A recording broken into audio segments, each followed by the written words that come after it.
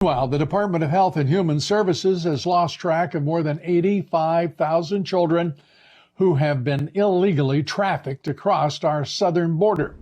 Imagine the entire population of Sioux City, Iowa, vanishing. That's how many children have vanished. And now nearly 24 Republican attorneys general are demanding that Joe Biden do something about the trafficking epidemic. Think about this, folks. This is the fourth year of the Biden administration. They're just now demanding he do something about this trafficking epidemic.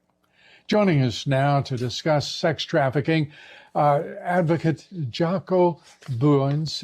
Jaco Booyens is one of the foremost experts on sex trafficking in the country. It is one of the saddest things about which one can deal with any issue that faces this nation, among many. Jaco, it's great to have you with us. Let's turn to, first of all, 85,000 children. I am uncomfortable with that number. I want to find out if you are. I sense that it's far too low. Your thoughts? Absolutely. And Lou, thank you. Thank you for all your work, for your contribution to this nation. Much appreciated. Lou, that number is highly underreported. That is a number, remember, that Secretary Mayorkas agreed to. A man that lied, basically lied to the federal government. The number is closer to 225,000 when you talk about NGOs who fight this fight, actual cases by Border Patrol, Texas Guard. We're looking at close to 250,000 children that are unaccounted for in a nation that is the leading nation sexualizing children on the planet. This is diabolical is the only word that comes to mind. Diabolical, satanic, demonic, and yet both political parties are accepting this. The Republicans are quiescent. The Marxist Dems are in actual league with the Mexican drug cartels and those sex traffickers who have those children. How can a nation lose 250,000 children and not hear a word about it from our national leaders? Yeah, you said in your opening remarks that there's a demand on President Biden to stop this. He cannot stop it because they're part of the problem. Scripture tells us you cannot serve two masters. If you're lukewarm, God himself will spew you out. We're witnessing the hand of God being removed from this current leadership. And I say that not tongue in cheek. I say that with biblical reference. Other scripture says if you lead one of the children astray, rather you have a millstone around your neck. We're not even talking about leading children astray, Lou. We're talking about losing children. Are you aware, Lou, that in the state of Texas on the border, children are buried, children that we don't know their name, their DNA, where they're from, what nation they're from, that they come with a parent or not with a parent, are buried in Texas soil, and their parents may not know that their child is deceased. That's what's happening in this country under this administration. That's why I'm using the word diabolical, because it is satanic.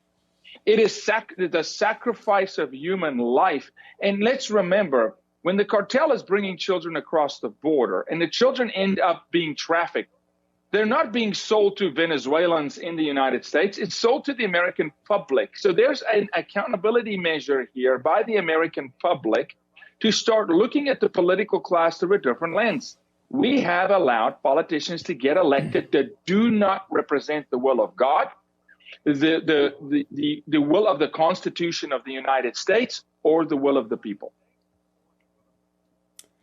Now, when you say, and I think you're exactly right, this is good versus evil. It's more than right and wrong. This is the darkest evil one could imagine, what we are witnessing in our country right now.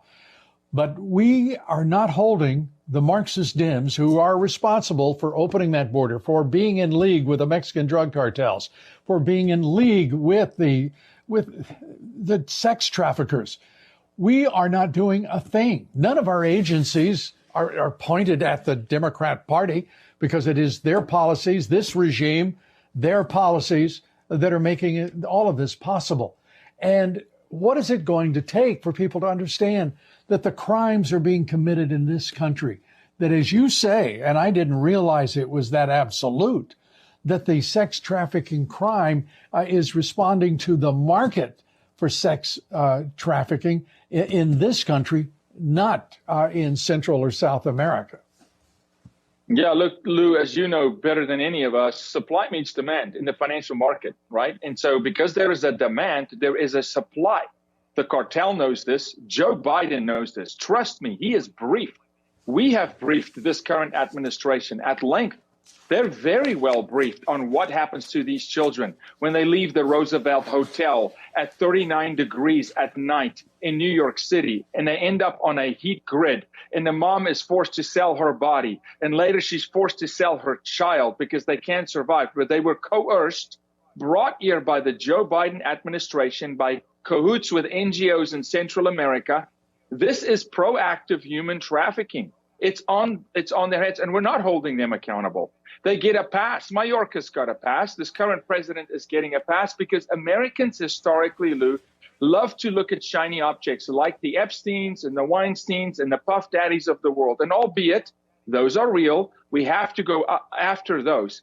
But we have politicians on both sides of the aisle that do not want to really fix this problem. And this is accountability hour. It's the year of reformation. I believe this year we need to reform. Yeah.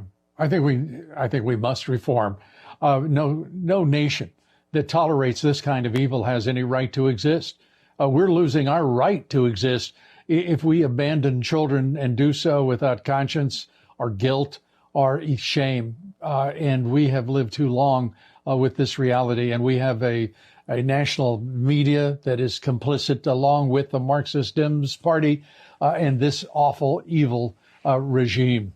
Jaco, thanks for all that you're doing to keep this issue in front of the American people. God bless you. Thanks so much, Jaco. God bless you. Thanks, Lou.